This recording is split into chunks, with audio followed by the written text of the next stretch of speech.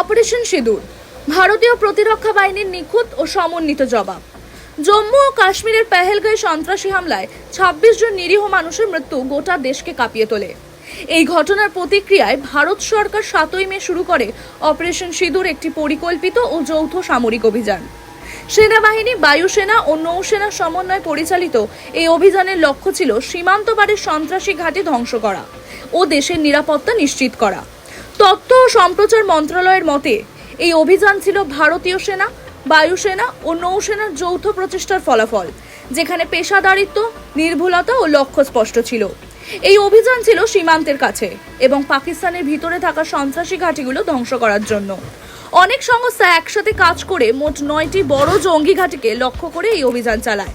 পুরো পরিকল্পনা গোয়েন্দা তথ্যের উপর ভিত্তি করে হয়েছিল, তাই অপ্রয়োজনীয় প্রাণহানিও কমানো গেছে।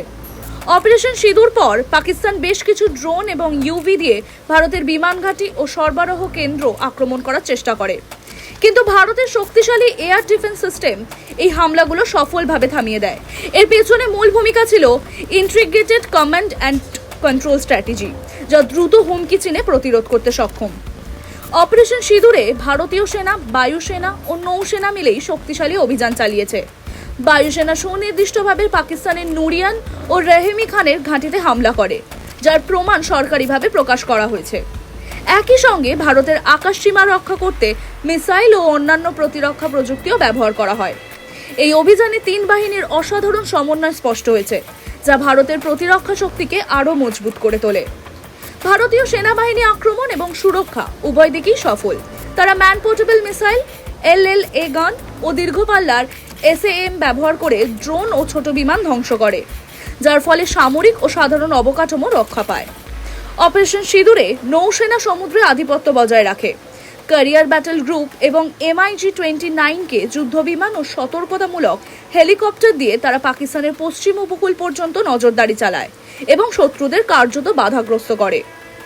অভিযানের সময় জম্মু ও কাশ্মীরের সাম্বা জেলায় সীমান্তরক্ষী বাহিনী একটি বড় অনুপ্রবেশের চেষ্টা রোধ করে। সন্দেহজনক গতিবিধি দেখেই তারা দ্রুত পদক্ষেপ নিয়ে 2 জন অনুপ্রবেশকারীকে হত্যা করে। তাদের কাছ থেকে অস্ত্র উদ্ধার হয়। অপারেশন সিঁদুর শুধু সামরিক জয় নয়, এটা ভারতের শক্তির পরিচয়। এটা দেখিয়েছে কিভাবে সেনাবাহিনী একসাথে কাজ করে এবং দীর্ঘদিনের প্রস্তুতির কারণে দ্রুত ও ঠিকঠাক জবাব দিতে পারে। সরকারের দৃঢ় সিদ্ধান্ত এবং নীতির কারণেই এই অভিযান সফল হয়েছে। অপারেশন সিঁদুর ভারতের প্রতিরক্ষা ইতিহাসে একটি স্মরণীয় অধ্যায় হিসাবে থাকবে। এটি স্থল, আকাশ ও জলপথে একই সঙ্গে পরিচালিত উচ্চমানের সামরিক প্রতিক্রিয়া, যা সন্ত্রাসবাদীদের ঘাঁটি ধ্বংস করার পাশাপাশি গোটা বিশ্বকে একটি শক্তিশালী বার্তা দিয়েছে যে ভারত কোনো ধরনের সন্ত্রাসবাদের কার্যকলাপ সহ্য করবে না এবং সন্ত্রাসবাদকে সম্পূর্ণরূপে নির্মূল করার জন্য কঠোর পদক্ষেপ নেবে। টাইমস নাও খবর।